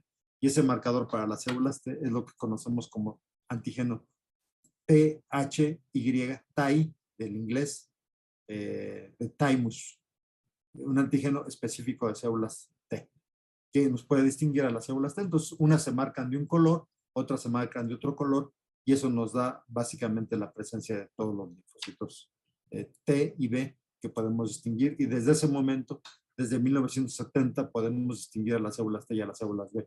Primero del ratón y después se encontró que básicamente en el humano es la misma historia. Entonces, si vemos la historia de cómo se generan los linfocitos B, las células B se originan en médula ósea a partir de un precursor común. Este precursor puede ser una célula T o puede ser una célula B, no lo sabemos todavía. Las células T se van al timo y las células B se quedan en la médula ósea. ¿Y cómo sabemos que puedan ser células B? Porque estas recombinan, rearreglan los genes para generar BDJ. ¿Se acuerdan que se los mencioné hace rato? Y el resultado de esa recombinación es que este linfocito va a tener entonces sobre su superficie anticuerpos. Una forma de membrana de anticuerpos que le va a permitir reconocer el antígeno. Si este linfocito inmaduro reconoce antígenos propios, esta célula es eliminada. ¿Por qué? Porque no queremos células autorreactivas. No queremos células que produzcan anticuerpos contra nuestros propios antígenos. Y como la generación de anticuerpos, yo se los dije hace rato, se genera al azar, pues se van a generar anticuerpos contra nuestros propios antígenos. Pues estas hay que eliminarlas. Estas son peligrosas y estas son las responsables de los fenómenos de autoinmunidad. En cambio, estas que no reconocen antígenos propios pueden continuar su proceso de maduración y cuando ya son maduras, además de expresar IgM sobre su superficie, no pentamérica, sino monomérica, al expresar la IgM sobre la superficie, también expresan la inmunoglobulina D, que es el otro receptor para el antígeno, con la misma especificidad, y cuando reconocen antígeno, esto las activa ya en la periferia para generar células de memoria, linfocitos B de memoria, o células plasmáticas productoras de anticuerpos. ¿Ok? Perfecto. Entonces, vemos aquí el proceso de manera también muy gráfica. La célula hematopoyética genera células pre-B. Estas células expresan un receptor inmaduro todavía. Si continúan con el proceso de maduración, después expresan una inmunoglobulina M sobre la superficie, y esto es lo que llamamos el BCR o receptor de células B. Y cuando estas células continúan su proceso de maduración y se encuentran con el antígeno, esto va a permitir que este linfocito B se transforme en una célula productora de anticuerpos o bien se quede como una célula de memoria que puede modificar el receptor de IgM a IgG. Entonces no solamente hay un cambio en la clase de anticuerpos que se produce, sino además hay un cambio, si se acuerdan, también se los mencioné, en la especificidad, puesto que hay un proceso de hipermutación somática en las regiones variables del BCR. Entonces, tenemos que las células, si reconocen antígenos propios, son eliminadas en la médula ósea cuando se encuentran de forma inmadura. Si no reconocen antígenos propios, pueden llegar a la madurez, y cuando reconocen antígenos propios dan origen a células plasmáticas y a células de memoria. Pero tenemos situaciones intermedias, situaciones en las cuales pueden reconocer antígeno con menor avidez, por ejemplo, y esto los deja enérgicas, o pueden reconocer células con una muy baja avidez, y estas de todas maneras alcanzan la madurez, se mantienen ignorantes desde el punto de vista clonal, pues en el sentido de que este reconocimiento de baja afinidad no impacta importantemente en la respuesta, y esas células pueden alcanzar la madurez. Estas pudieran, bajo ciertas circunstancias, ser un origen de respuestas autoinmunes, aunque en realidad las que son importantes en las respuestas autoinmunes son fundamentalmente estas que no fueron eliminadas de manera eficiente. Okay. Ahora, en el caso de las células B, se reconocen poblaciones. No todos los linfocitos B son idénticos. Y las dos poblaciones más importantes que se reconocen es una población de células B1 y la población de células B2. Y las B2 se diferencian además en dos poblaciones. Unas que se llaman como linfocitos B foliculares, ahorita vamos a ver por qué reciben este nombre, y unas células B que se les conoce como células B de zona marginal. La mayor parte de las células B que ustedes conocen, las que más estudiamos, son las B2, porque son fáciles. Estas las encontramos en la circulación sanguínea, las podemos aislar de ahí. Estas son más difíciles de estudiar porque se encuentran en los tejidos. Ahora, lo que sabemos es que el proceso de diferenciación es un poco diferente, aunque ambas tienen un BCR, tienen anticuerpo por BCR. En general, estas células tienen características que las hacen únicas. De hecho, parte de los anticuerpos dirigidos contra sustancias de grupos sanguíneos están orientadas, están incluidas precisamente en esta población de células B1. Pero bueno, ahorita no nos importa entrar en detalle, quizá un poco más adelante los mencionamos, solamente me interesa que sepan que hay células B1 y células B2. Estas provienen fundamentalmente de la médula ósea, mientras que estas maduran predominantemente en el hígado fetal. De hecho, las primeras células B que aparecen en el desarrollo son las B1, y después de que nacemos, las que alcanzan predominancia y las más abundantes en el organismo son las B2, que se originan en médula ósea. Okay. Ahora, veamos con detalle cómo se activa un linfocito B. Bueno, con cierto detalle, no con mucho detalle. Bueno, el BCR, para poderse activar, necesita que el antígeno forme puentes entre muchas inmunoglobulinas. ¿Para qué? Para que las porciones citoplásmicas de estos receptores se asocien entre sí con las enzimas que van a originar precisamente una cascada de señalización, que es lo que está marcado acá. Entonces, de hecho, el anticuerpo reconoce el antígeno, pero realmente quien transduce la señal, quien envía la señal al interior de la célula, son dos proteínas, CD79A y CD79B, que tienen la propiedad de asociarse con proteína tirosina sinasas.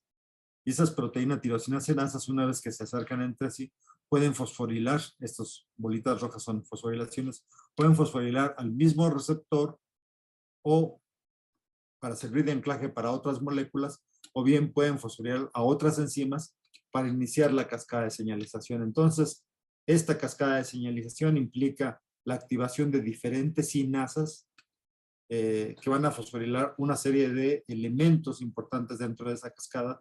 Se van a generar una serie de segundos mensajeros que van a su vez activar a una serie de otros elementos adicionales que van a llevar al final a la activación de ciertos genes. Entonces, no vamos a ver con detalle esto, requeriría mucho más tiempo del que tenemos para esta clase, pero es importante que sepan que hay una serie de elementos importantísimos que están transduciendo la señal para que esa señal pueda activar a las células. Y aquí tienen la referencia si quieren ir al detalle. Pueden verlo en el Genoway. Okay. Además, existen correceptores, y uno de esos correceptores está formado por las proteínas CD19, CD21, CD81, que también se activan, pueden activarse de forma indirecta y ayudar a que esta activación sea mucho más eficiente en el BCR. Entonces, esto le llamamos un complejo correceptor de las células B, y en realidad lo que reconoce este complejo correceptor no es al antígeno, sino es al fragmento C3b del complemento. Eso lo verán en otra clase.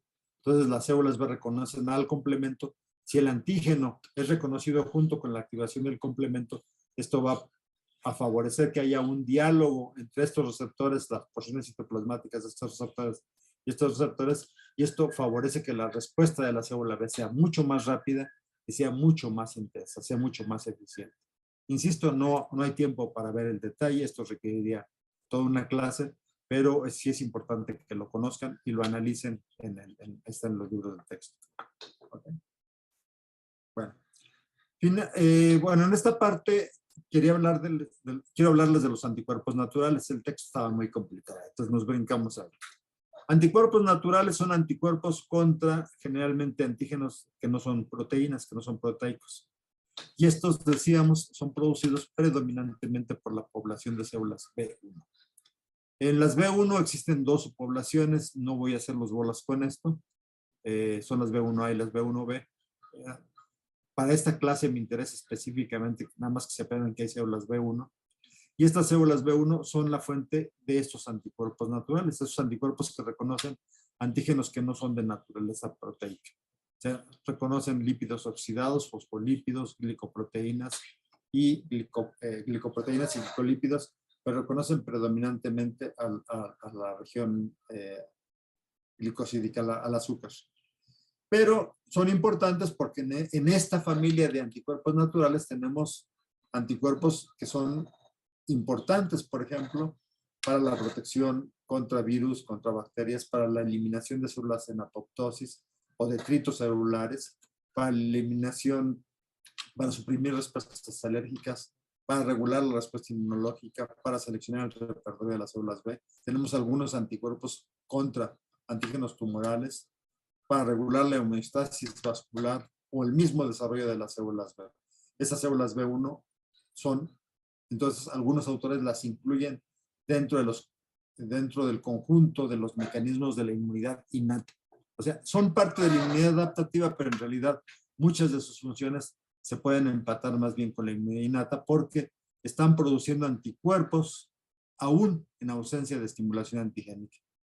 Están produciendo constantemente los anticuerpos y por eso les llamamos naturales, porque aparentemente no se necesitó un antígeno para desencadenar la producción de esos anticuerpos y las especificidades de esos anticuerpos van a generar todas estas funciones biológicas de las cuales les acabo de hablar. Ok. Ahora, hay varias maneras de activar a un linfocito B.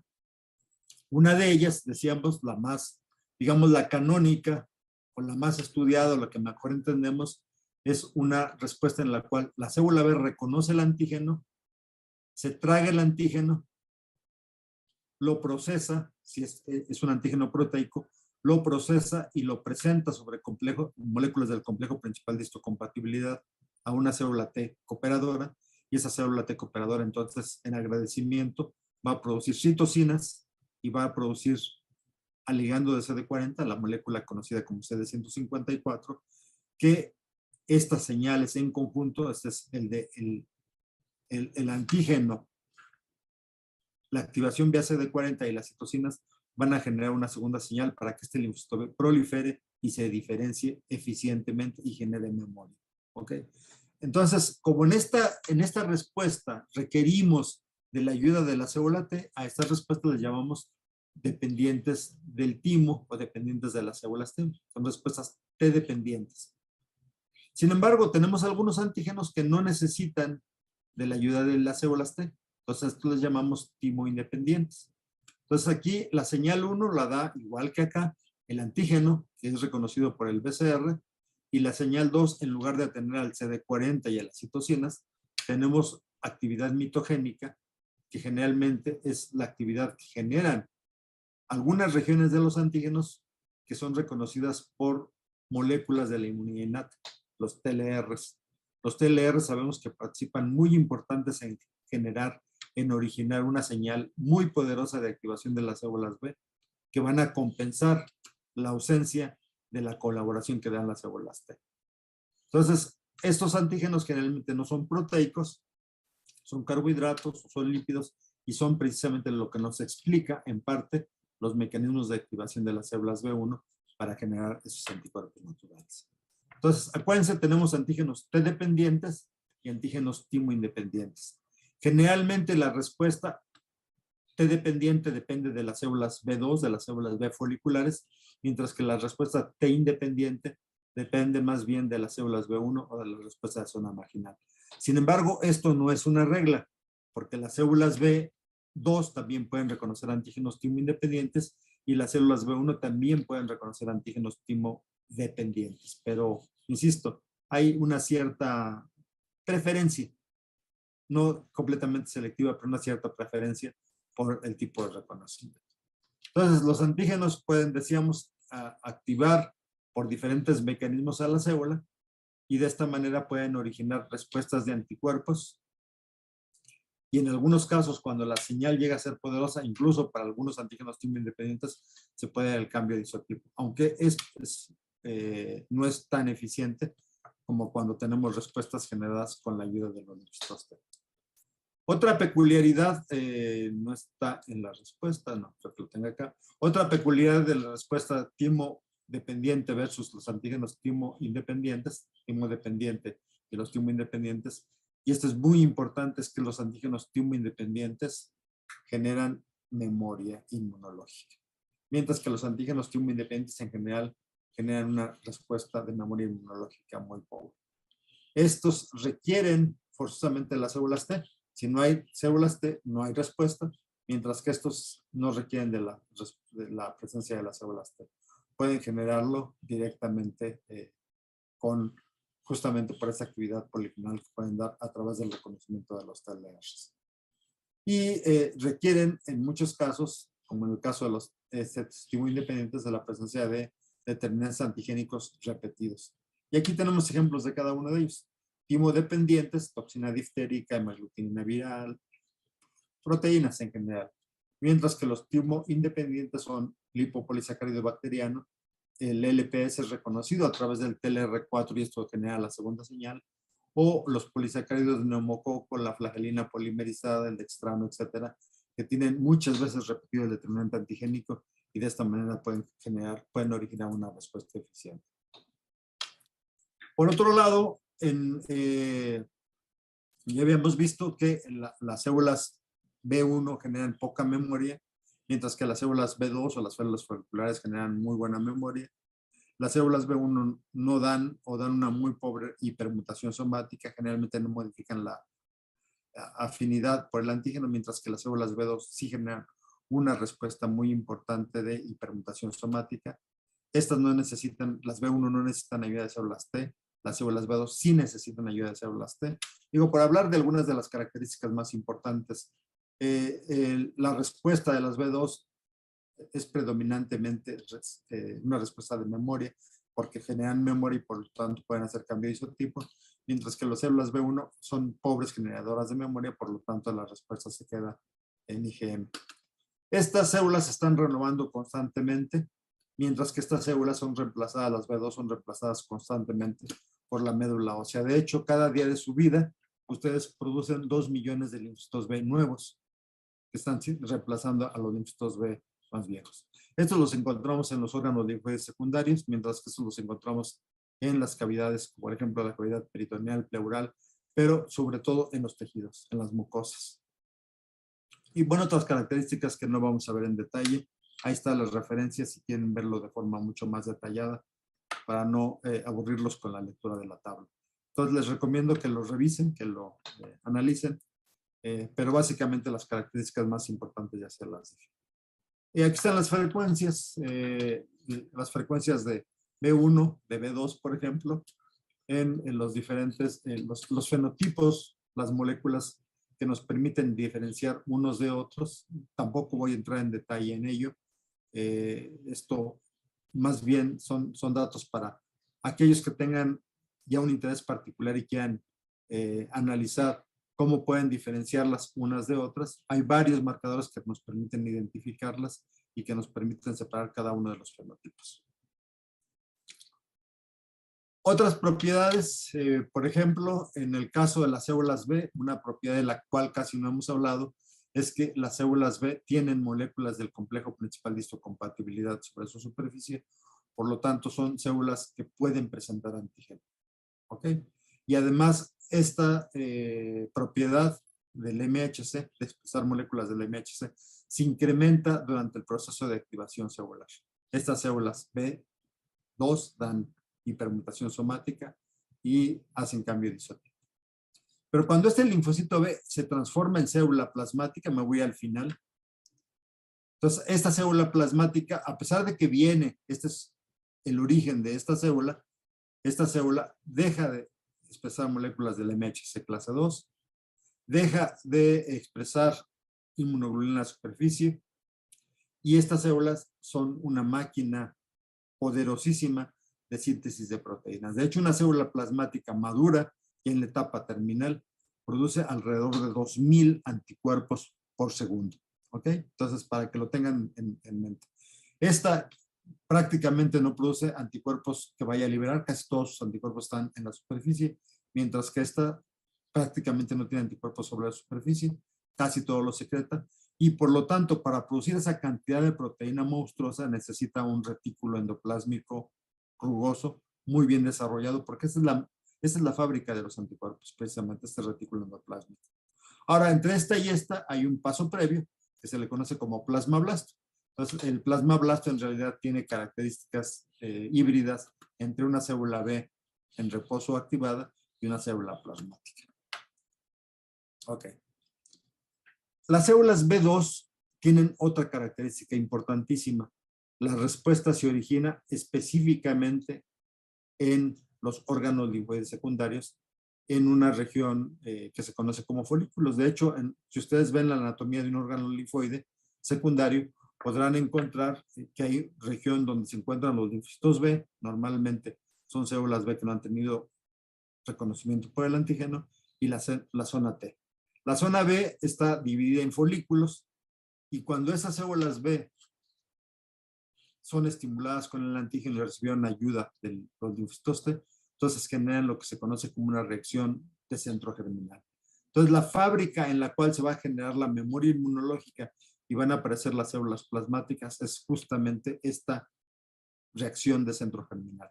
Y en esta reacción de centro germinal tenemos varios participantes importantes. Evidentemente, en primer lugar, tenemos a las células B, tenemos a las células T cooperadoras, a estas células T se les conoce como células T foliculares. ¿Por qué? Porque se encuentran precisamente en estos folículos secundarios, y un tipo especial de células que se les conoce como células dendríticas foliculares.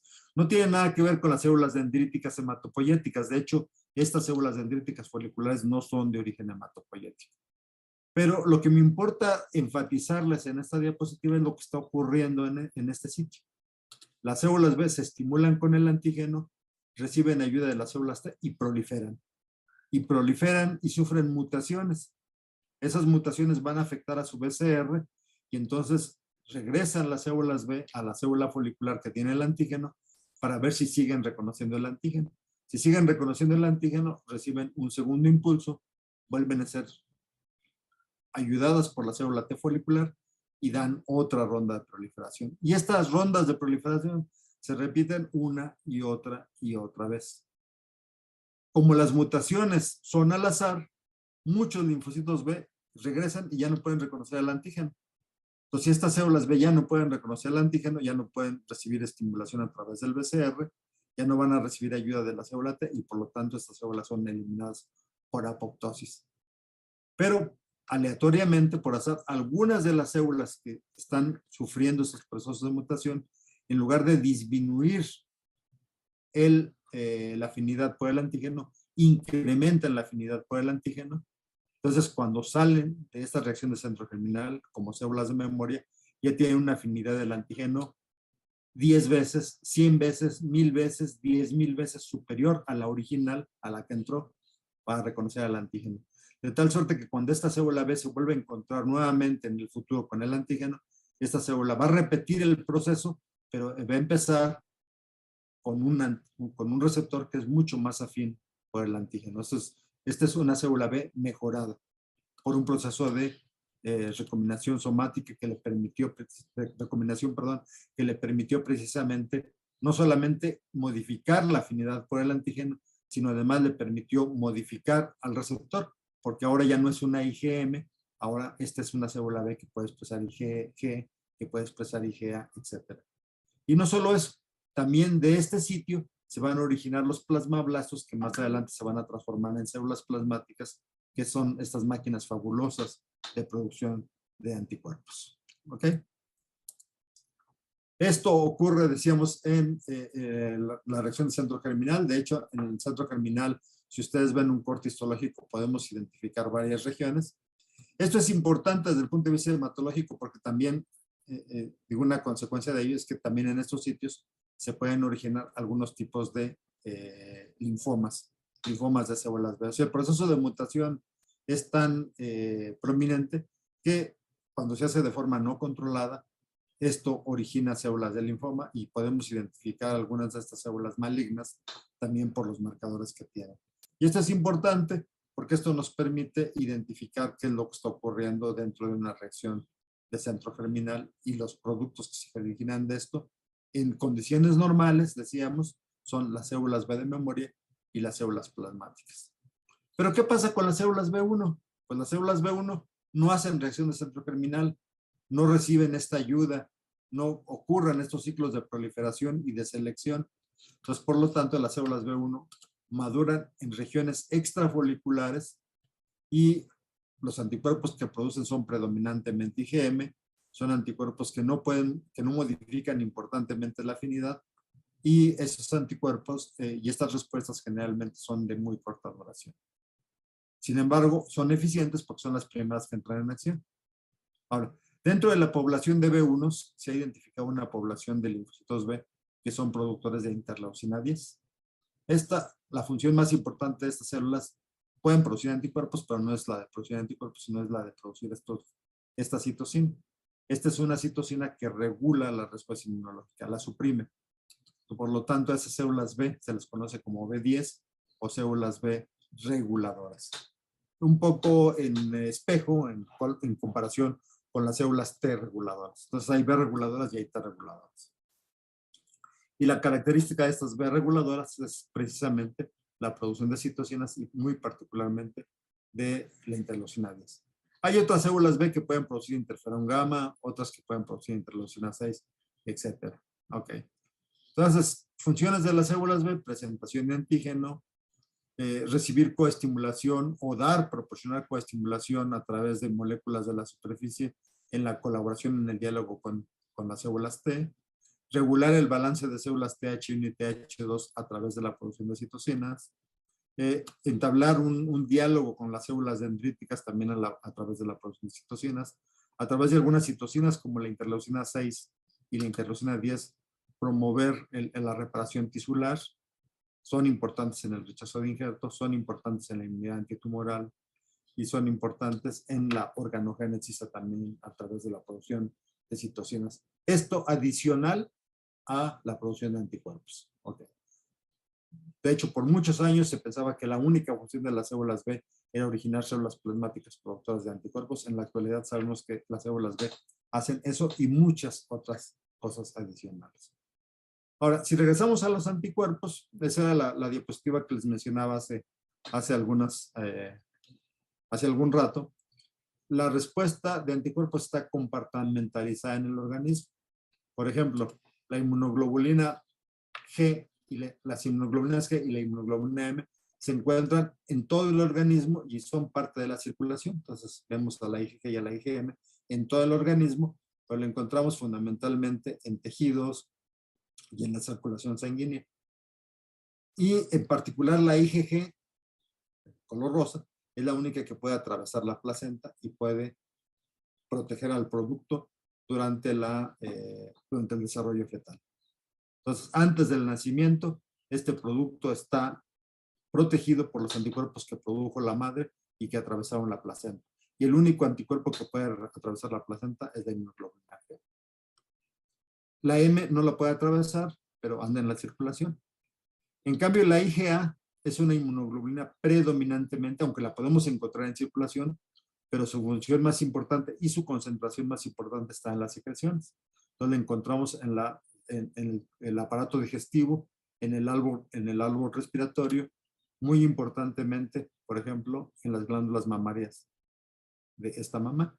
Entonces, cuando nace el producto, este producto durante la etapa fetal embrionaria estuvo protegido por la IgG producida por la madre, y cuando este bebé nace, cuando se alimenta, además del alimento recibe anticuerpos, pero ahora de clase IgA, que van a proteger su tracto digestivo y su tracto respiratorio con estos anticuerpos. En cambio, la IgE se encuentra predominantemente en la piel, asociada a la piel. Por eso vemos muchas manifestaciones alérgicas, y también se encuentra importantemente recubriendo o participando en la mucosa digestiva y en la mucosa respiratoria. Por eso las manifestaciones, por ejemplo, de alergia, las muy severas como el asma, o otras manifestaciones, por ejemplo, la expulsión de parásitos, se da precisamente por la presencia de este anticuerpo, recubriendo parte de las mucosas y participando con otros tipos celulares. Pero eso ya lo verán con más detalle en otras clases. En la última parte, las últimas diapositivas, ya son muy poquitas, quiero hablarles de qué vemos en humanos. O sea, en humanos, específicamente en humanos, hay una serie de características importantes que hemos observado a lo largo de los años, y de los cuales hemos aprendido justamente cómo funciona la respuesta inmunológica, ya no en ratones, en condiciones controladas, o en cultivos celulares, sino directamente en la naturaleza. Y esto se ha visto, o esto lo hemos estudiado a través del análisis de las inmunodeficiencias primarias. Las inmunodeficiencias primarias son defectos genéticos en los cuales los individuos tienen algún problema en la producción de una manifestación o varias manifestaciones de la respuesta inmunológica. Y resulta que en la población humana, más de la mitad de las inmunodeficiencias primarias son defectos genéticos, se deben a deficiencias en la producción de anticuerpos. Entonces, en mi laboratorio hemos estudiado por muchos años estos defectos. La primera inmunodeficiencia descrita la describió el doctor Ogden Bruton, un pediatra, en un artículo en 1952, y él encontró que estos niños que tenían unas infecciones repetidas por neumococo y por otros patógenos, al analizar su suero, encontró que carecía de anticuerpos. Los anticuerpos se encuentran en la región de las gamma globulinas. Entonces, cuando este pediatra, a raíz de este hallazgo, decide reemplazar la gamma globulina de los bebés, ahora aplicándole gamma globulina de otros humanos, él muestra que las infecciones desaparecen y estos individuos, esas personas, pueden llevar una vida casi normal. Claro, tienen que recibir cada 3 semanas su dosis de gamma globulina para mantenerse libres de infección o con infecciones más o menos controladas. Si ustedes analizan esas criaturas no tienen células B. Y no tienen células B porque el defecto en el proceso de maduración de las células B se deben a la ausencia de esta enzima, esta proteína. Entonces es importante saber cómo ocurre el proceso de transducción, porque la ausencia de esta enzima es la causante de que estos linfocitos B no puedan progresar en su diferenciación, porque su BCR es incapaz de mandar señales al núcleo de la célula, porque parte de la maquinaria que envía estas señales, esta enzima, está ausente. Esta enzima se describió en 1993, o sea, casi 40 años después de la descripción original de Bruton. No fue en el 92. Y esta deficiencia, perdón, ya me estoy yendo al revés, perdón. Esta enzima se le dio el nombre de tirosina sinasa de tirosina, puesto que fosforila regiones en tirosina, y la B no es que sea del linfocito B, sino se le puso B precisamente en honor al doctor Ogden Bruton, que fue quien describió esta enfermedad. Entonces la ausencia de la BTK impide la cascada de señalización, y por lo tanto estos linfocitos B no alcanzan a madurar. Otro defecto es en la comunicación entre células B y células T, y es la ausencia particularmente de CD154, el ligando de CD40, que al no proporcionarle esa segunda señal que necesitan las células B para poder proliferar y diferenciarse, no reciben esta señalización y estas células B entonces producen anticuerpos de clase IgM, pero no pueden generar memoria y no van a generar el cambio de isotipo. Eso se conoce como síndrome de hiper-IgM y el síndrome de hiper-IgM puede estar asociado en más de la mitad, en aproximadamente la mitad de los casos por una deficiencia en el ligando de CD40. Hay otros efectos que pueden condicionar la misma enfermedad, pero lo más frecuente es la ausencia de ligando de CD40. Hay otras deficiencias en el desarrollo de las células B humanas que se les conoce como inmunodeficiencia común variable. Común porque es de las más comunes de las enfermedades más comunes, pero variable porque en realidad los defectos genéticos son múltiples. Hay muchas moléculas que participan en este proceso de diferenciación que son responsables. Y de hecho, de estas variables, de estas moléculas que no conocemos, más bien, solo conocemos el 10%, hay 90% de pacientes que no sabemos cuál es el defecto. Pero estas 3 enfermedades son defectos genéticos que se heredan de padres a hijos y que es importante hacer un diagnóstico lo más temprano posible para hacer terapia de reemplazo con anticuerpos y por supuesto para dar consejo genético a los padres en caso de que decidan tener más familia. Y bueno, con esto doy por terminada la clase. Mucho del material que ustedes observaron aquí viene de Geneway, inmunobiología o del ABAS, de la ABAS. En ambos libros pueden encontrar más información y no me queda más que agradecer a la Sociedad Mexicana de Inmunología, a la Universidad Autónoma de Aguascalientes, muy particularmente a la doctora Eva Salinas por su atención y quedo pendiente de sus preguntas. Espero que tengan muchas dudas, muchas preguntas y que saturen la red con las mismas. Muchas gracias.